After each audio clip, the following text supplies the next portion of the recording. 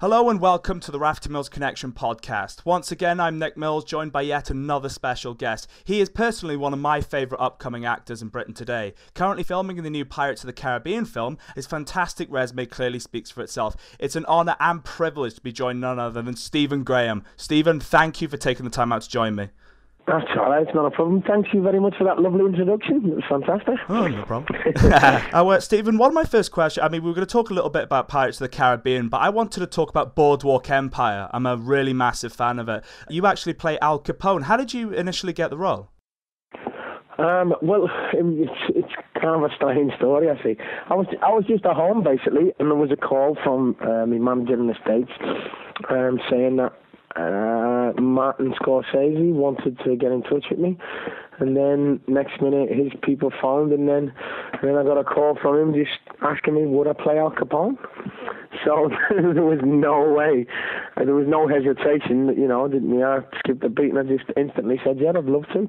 He told me it was for HBO and it was going to be a new series by the same people that created The Sopranos, and asked me would I be interested. You've worked with Scorsese before. What makes Scorsese so special to work for? It's his absolute passion, you know what I mean? It's his complete passion for what he's doing, and his amazing ability of storytelling. And his knowledge of films is unbelievable. He's just an absolute, it's a joy to work for every morning, and you really look forward to going to work. It's like Christmas Day every single day.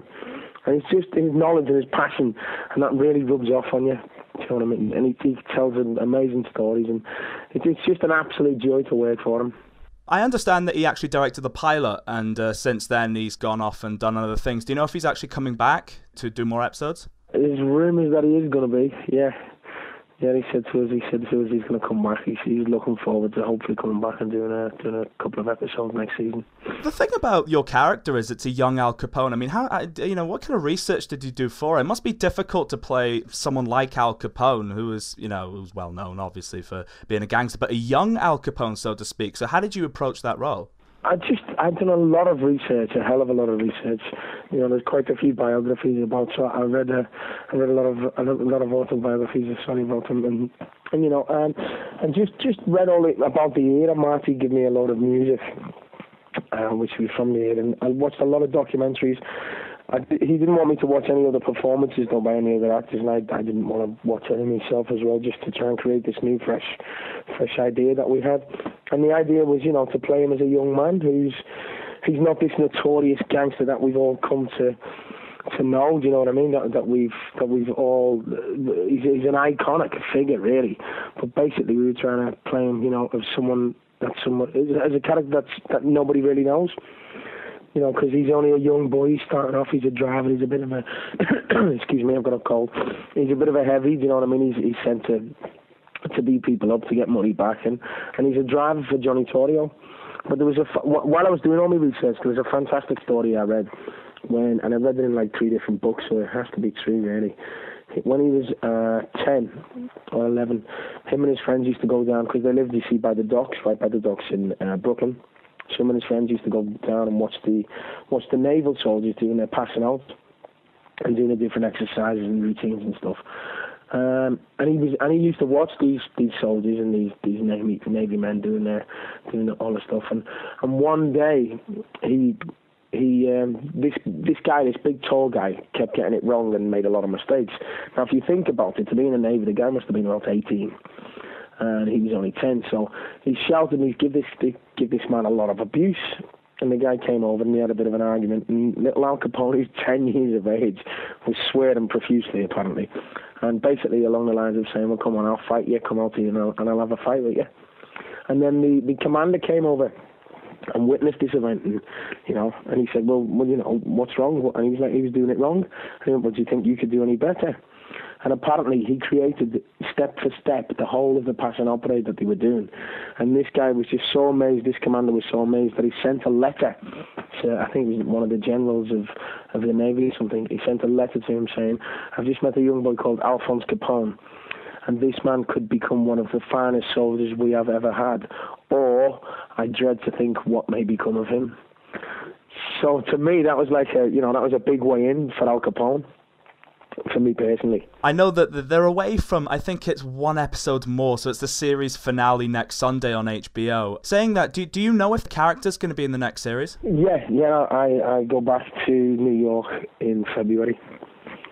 So I know he's there again. I know he's going to be about. I think a lot of people seem to like what I've done with it and stuff. So that's great. But it must be so difficult because you're playing him as a young man and not playing him when he was older. So was there anything that you did specifically to try and play him real instead of playing him how other people might play him, which is over the top? Yeah, completely. That's a good, really good way of looking at it. So what I tried to do is I wanted to bring a lot of humour to him. I wanted because apparently, he was a funny young man. He was very funny before he became this huge icon that we know. But I wanted to bring a bit of the humour to him, and I wanted to make him like a real. I wanted to make him a fully three-dimensional person, not just this gangster. So that was on the basis for we're doing. One of the writers, Terence Winter, who established it and set it all up. We had a lot of conversations, and we've got young Sonny in the script as well, who's Al Capone's child, who was born deaf, and Al always blamed himself for that. So we get to see a side of the humanity, and we get to see him basically over the first series. We see him grow up. We see him as a young, street kid trying to make a living, and then realises that there's ways of getting by in the street, and then ways of conforming and having respect for the other people that you work for and you work under. And by the final episode, he's there. He's become that man that could now go on his way to become the Al Capone we all know. I actually like the chemistry you have with the actor that plays Jimmy. I think it works well because there is such a human element to the character that you've put in it, and the chemistry that you've got with him, it's almost human instead of these two guys being actual gangsters. Yeah, nice one. Well, that was an important thing. Me and Michael, the guy that plays the character Jimmy Doherty, Michael Pitt, that was something that we really wanted to do, and we tried to create. And Michael's a great lad. We get on really well off screen and off set and stuff. We spend a lot of time together. He's a fantastic guy, and he's a great actor. And we just wanted to, bring that, like you say, bring that realism to them, not have them as these two complete gangsters. Just have, a little undertone to them to show their humanity. I like also is that you play a lot of these gangster roles. Are they more fun to play than, for example, your performance in the street? Are you able to have a little bit of fun with these roles, these gangster roles? Yeah, you can have. The street, the performance in the street. I put my heart and soul into that. And I was playing an alcoholic. I never really played normal people, to say. And there's always something to me characters. But I'm never going to play Mr. Darcy. So it's always interesting for me to play these characters where you can have fun with them and you can find different things in them. You've got very different accents for performances that you do. How difficult is it to actually, build an accent for a role? I guess I'm kind of lucky because, for me, it's I've got a good ear. I've got a good ear for accents, so it's really good. But what I like to do, with Boardwalk Empire, we're playing Capone and starting off when he was in Brooklyn. My voice coach was actually one of the sparks on set. He's born and bred Brooklyn, and he's a really lovely fella. So he became my voice coach while we were working on the series. And I spent quite a bit of time with him and a bit of time with his family and stuff. So I find that if I'm around the people when I'm trying to create the accent from, I can pick it up better, rather than try and study it phonetically or anything like that. Just out of curiosity, how do you exactly build a Chicago accent? I've never been able to master that myself. It always sounds really generic American for me. I guess are there things with a Chicago accent that are different from an American? Yeah. It's difficult. It is very difficult. But you just got to try and. What I try and do is just try and really study the accent and study the area where it's from. Do you know what I mean? And then just really try and focus on it. And hopefully I can pull it off as long as I spend time with the people that I'm sort of working with from that area. You replayed Combo, which is the great character from This Is England, for the new TV series that they brought. It was a 3-parter, I think it was, 4-parter maybe, called This Is England 86. Was there any hesitation on your part to revisit that character since the film was so successful?